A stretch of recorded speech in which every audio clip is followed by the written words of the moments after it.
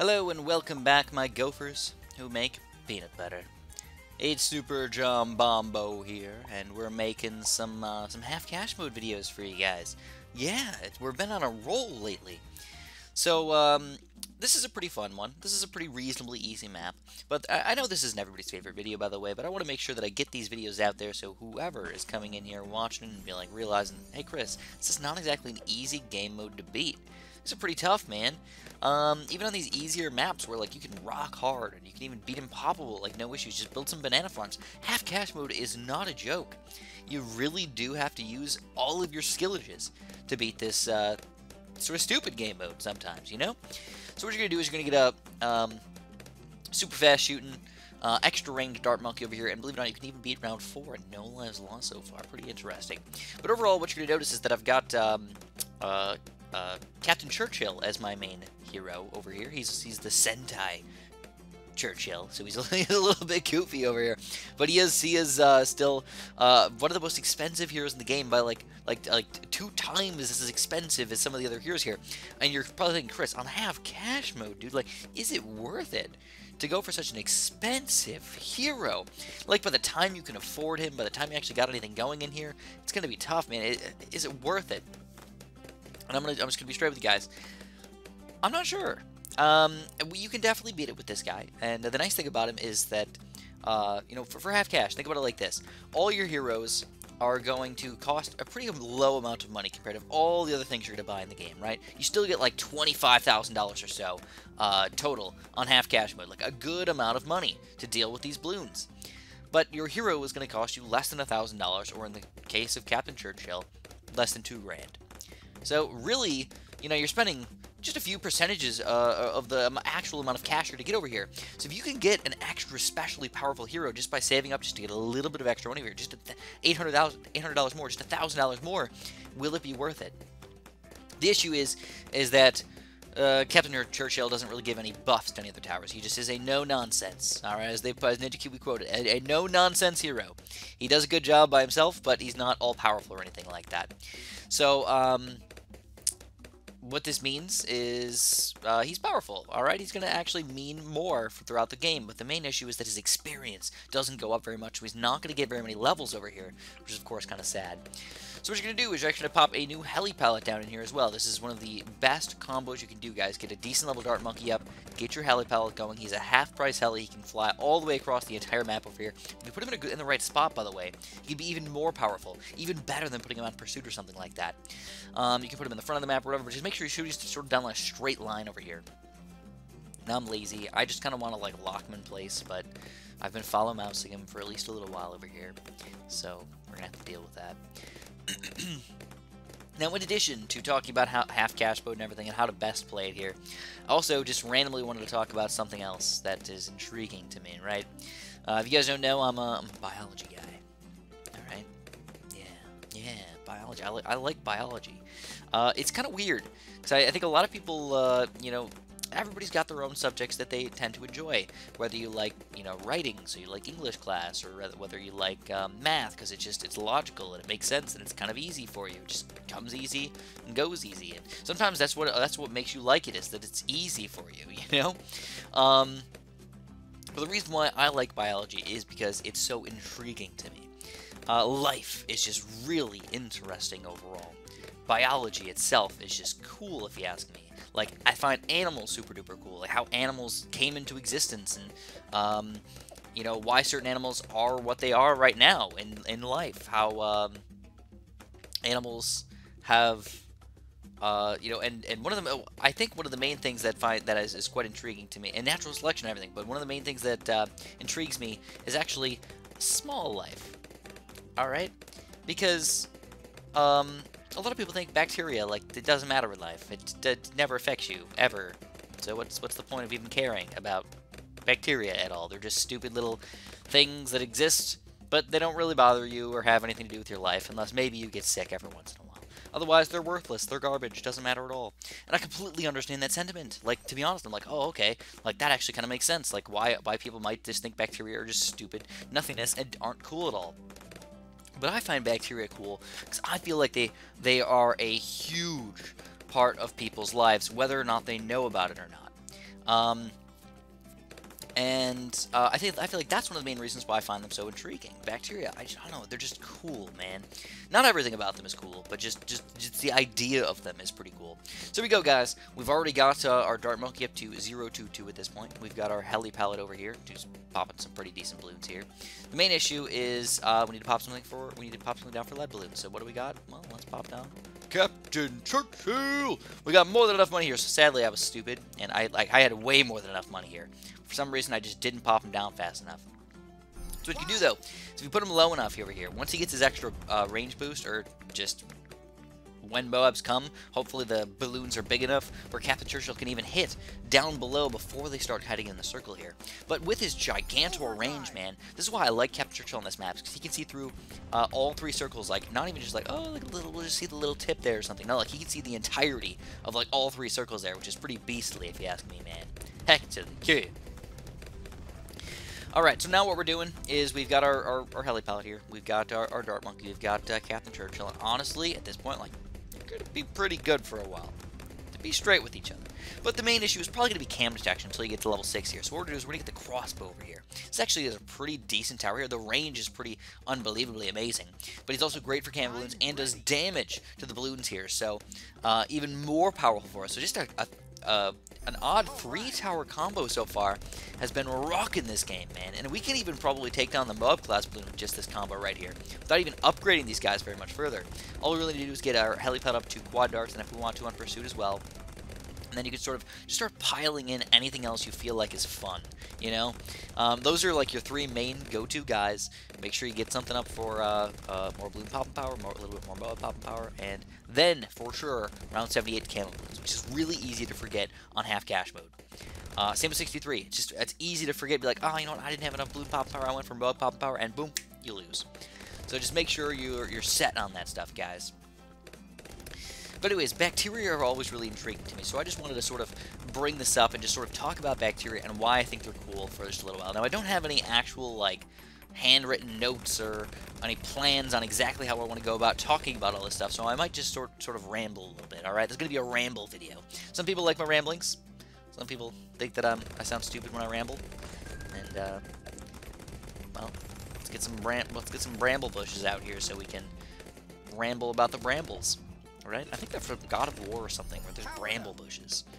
Or some crap, man. I don't even remember. I played God of War recently, and there was these weird bushes that you had to pop, or that you had to burn down. It's like, why the heck can't you just chop them down? You know, they're only burned down. What the heck is that? You had to wait until you get, like, fire stuff. It's like, that's a little lame, but hey, whatever, man. Whatever you're gonna do. So anyways, what we're gonna do is we're gonna pop down a submarine here. This is an extra specially good tower here to help pop Moab class balloons, and because he's got that infinite range, if you put your ninja in the front and maybe another couple of other towers in here, like boom shock luck, baby, rock frickin' solid. Plus, advanced intel on that action is pretty nice as well. Once Captain Churchill gets that extra cam detection, it's going to be even bigger range than our already pretty decent dart monkey range over here. Captain Churchill's got the machine gun, by the way, by this point. You know, level 5 is that machine gun edition, which really buffs the crap out of him. Like, sure, the explosive shells are good in their own little world over here, but the machine gun, man, helps out so much. Deliciously amazing. So oddly enough, we're actually going to go for sort of a weird monkey village over here. Obviously, we're like rocking the balloons at this point. No issues whatsoever, like at all. This is where I said, do some weird stuff, man. Pull out some weirder strategy that you might not even be used to over here. We're going to go for a tack shooter, primary monkey village, weirdo combo over here, right in the middle of this first little loop right here. Get the Moabs popped however you can, and I think one of the easiest ways, or most of one of those fun ways, again, is just that tack shooter right there. I'm going to start piling them in here. So, I haven't been to school in about, what am I at? I'm 27. I've literally graduated about 5 years ago. Actually, it does not feel like that long ago. 5 years ago. That's a pretty long time right there. So that was the last time I even, like, learned about bacteria whatsoever. But, basically, I find them intriguing, mostly how they interact with the human body. So, a lot of people don't realize this, but you have bacteria literally on your skin right now. Not just like, oh, there's like 1 or 2 or 3 or 4. No, there's literally like millions, if not billions, or even trillions of bacteria sitting on your skin right now, like all of your skin, like, pretty much everywhere. Probably not on your eyes, maybe a little in your eyes, living on your eyelashes and all sorts of stuff. Yeah, no, that's really happening. They're everywhere. I'm not joking with you. I'm not messing with you. So if you feel like your skin's crawling, it's moving around, you have all these little things on you, well, you're probably not actually feeling the bacteria there, but they are there, and they're probably moving, and they're probably doing things, and they're probably eating parts of your skin or other things like that. It's weird that bacteria can literally live on your body like that, isn't it? Yeah. Well, guess what? They don't just live on your skin. They live inside of you as well. Oh, well, really, Chris? Yeah, no, yeah, what are we talking here, Chris? We got, like, a couple here and there, like, on accident, like, no. We're talking about, like, trillions of them living inside of you. Yeah. So, so, for the most part, you don't have much in your blood, you know, you don't have much in your brain. You shouldn't have too many in your internal organs. But in your digestive tract, there's a lot of them, man. Oh, baby. In your colon and large intestine and, you know, even small intestine, man, you got them overloaded like crazy, dude. They're everywhere. The weird thing is that they are mutual. A lot of them are mutualistic, actually, where we both benefit each other. We give the bacteria a place to live, and they basically protect us or help us in some way. Some of them even make vitamins for us that we can't make otherwise. Like, they synthesize vitamins from things that we eat that our body can't make itself. Like, we just rely on the bacteria to make those for us. If we killed those bacteria, we couldn't get those vitamins anymore, unless we took them as supplemental in some other thing. But, yeah, I mean, it's just, it's freaking insane just to think about it like that. Like, literally, these bacteria are living with our bodies together. Like, we want them to be there. And that's why when you take an antibiotic, it's such a big deal. Because not only are you killing off the bacteria that are, you know, possibly someplace that you don't want them to be, whether you have strep throat or, you know, you have a staph infection on your skin or something like that, you're just killing everything, you know? You're just killing them everywhere in your body, which is extremely upsetting. You can't just, like, easily put an antibiotic, you know, depending on the antibiotic, just, like, right in one spot. Any of them that you're eating, they're not just gonna go, whoop! It's not like this magic, like, if you imagine, like, Osmosis Jones, it's not like a magical pill that's just like, let me find the bad bug, and, like, goes around and, like, starts shooting freeze pills at people, and boom, boom, boom, boom, shooting freeze pills at these, like, certain bacteria or something like that. Like, no, that's not the case. They just go around and just like, oh, let's just kill it. Oh, bacteria, boom, boom, boom, boom, kill them all. That's why I feel like antibiotics are sort of a bad thing in a lot of situations. Like, of course, they are, like, the epitome of, like, health science right now. Like, oh my god, like, having antibiotics helped keep so many people alive. Absolutely, man. Like, they are an important part of saving lots and lots of people's lives, but not on an unnecessary basis, which I feel like is a lot of the time, man. People are like, oh, I feel a little sick today, not really feeling good. Let's take some antibiotics, which is the exact wrong thing to do. Exact wrong thing to do. Just to randomly take some antibiotics. Here we go, man. Check this out. This was actually a little bit crazy right there. A little closer than I would have liked it to be, man. Around 63. I feel like maybe I should have gone for one less tactutor there and one extra cannon or mortar or something like that. Or even just got my sub up to nuclear sub. I feel like that would have been enough to stop round 63 there, but I digress. It's okay. But I feel like it's cool that that a lot of them are actually help our body. Now, there's a lot of them in our body that don't actually necessarily help us, but they don't necessarily hurt us either. I believe that's called commensalism, or commensalistic bacteria, where basically they just live inside of us, and they don't do anything. They just sort of sit there and do nothing. But the weird thing about this is a lot of the bacteria that are commensalistic, which they, like, do nothing, protect you still. Alright, because imagine that you have 1,000 houses inside of your gut over here, and all these commensalistic bacteria are just filling up all these houses. Let me get some water here.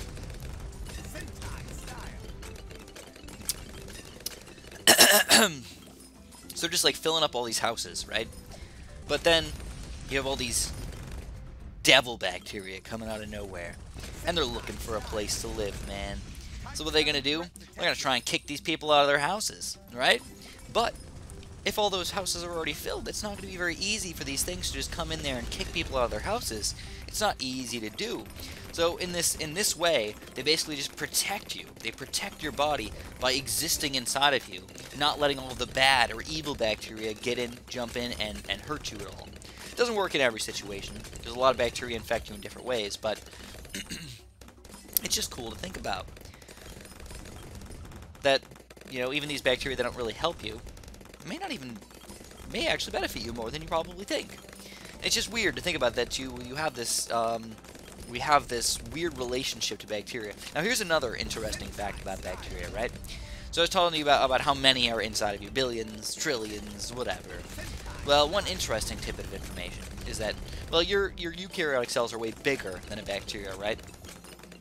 Like by a pretty large magnitude here.